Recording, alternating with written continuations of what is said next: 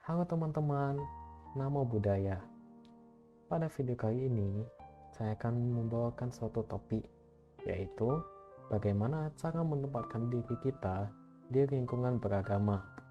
Namun sebelumnya, perkenalkan, nama saya Brian Wijaya dengan NIM 2014011042 dari Universitas Sumatera Utara dengan jurusan Ilmu Komputer atau juga bisa disebut dengan computer science.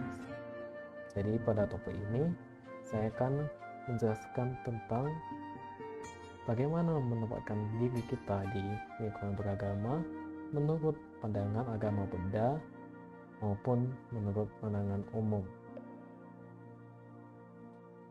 Jadi topik kali ini akan mencakup toleransi dan bagaimana cara kita menerapkan toleransi dalam lingkungan kita pada kehidupan keseharian kita. Toleransi. Kata toleransi sendiri dalam KBBI diartikan sebagai sifat atau sikap yang toleran. Lalu, apa itu toleran? Toleran dalam KBBI berarti bersifat atau bersikap menenggang, menghargai, membiarkan atau membolehkan suatu pendirian atau pendapat, pandangan, kepercayaan, kebiasaan, kelakuan, dan lain sebagainya yang berbeda atau bertentangan dengan pendirian kita sendiri. Dalam Buddhisme, toleransi sangat jelas diajarkan. Selama 45 tahun berkhotbah, Sang Buddha telah mengajarkan tentang toleransi dalam beragama meskipun tidak secara spesifik.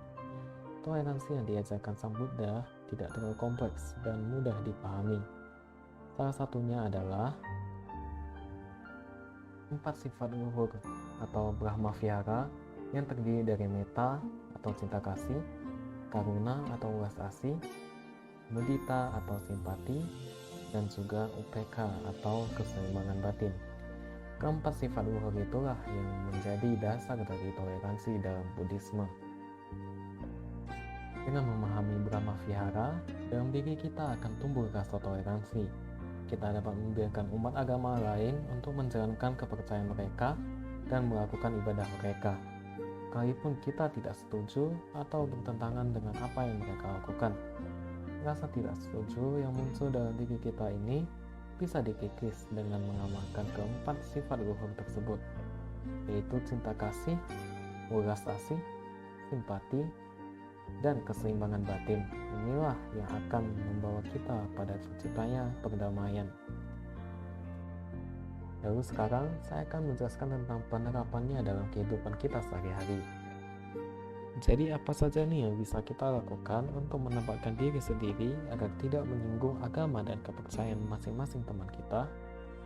Nah, dari semua itu, salah satunya adalah ketika terjadi diskusi di antara lingkungan kita yang membawa topik beragama, kita harus bisa terlebih dahulu mencernihkan pikiran kita dari pemahaman yang kita ketahui dalam agama kita, yang tentu saja belum tentu sama dengan pemahaman dalam agama mereka. Walaupun Anda merasa bahwa pemikiran Anda lah yang paling benar, pastinya teman Anda juga merasa bahwa pemikiran dia juga sama benarnya. Jadi kita sebelum mengeluarkan pendapat kita harus terlebih dahulu memikirkan apakah ya kata-kata yang nanti kita keluarkan dapat menyinggung sebelah pihak atau tidak. Jadi dengan begitu kita dapat menjaga diskusi tetap kondusif dan juga lingkungan pertemanan kita tetap terjaga dengan baik. Lalu apalagi nih yang bisa kita buat? Yang kita bisa buat adalah kita juga bisa menghindari topik-topik yang berbau sara, memastikan bahwa alur pembicaraan kita dengan teman-teman kita tidak terbawa ke topik yang dapat menyinggung masing-masing pihak. Sudah lama bahwa isu sara diperdebatkan di Indonesia, padahal Indonesia sendiri merupakan negara kesatuan dengan ideologi Pancasila dengan semboyannya Bhinneka Tunggal Ika. Baik agama Buddha, agama Islam, Kristen Katolik, Kristen Protestan, Hindu, maupun Konghucu, semuanya berbeda namun tetap satu kesatuan, yaitu Indonesia. Tidak ada individu yang menginginkan perpecahan dalam lingkungan pertemanannya. Kita harus menghargai satu sama lain dalam lingkungan beragama kita. Dalam lingkungan keluarga, kita juga dapat mengajarkan kepada adik kita untuk saling menghargai teman-temannya dalam percakapan online maupun ketika tatap muka nanti. Lingkungan pertemanannya dapat mempengaruhi kesehatan mental dan fisiknya sehingga perlu diperhatikan oleh anggota keluarganya sendiri. Baiklah, demikian yang bisa saya jelaskan tentang penerapannya dalam kehidupan kita sehari-hari. Agama Buddha tidak pernah mengindahkan yang namanya penghinaan terhadap agama lain. Baiknya kita saling menghargai agar semua makhluk hidup berbahagia. Dimulai dari diri kita masing-masing, memulai untuk menghargai pemikiran umat beragama lainnya. Demikian penjelasan saya tentang cara menempatkan diri kita di lingkungan beragama. Stay safe teman-teman semua, dan tetap jaga kesehatan kita. Terima kasih.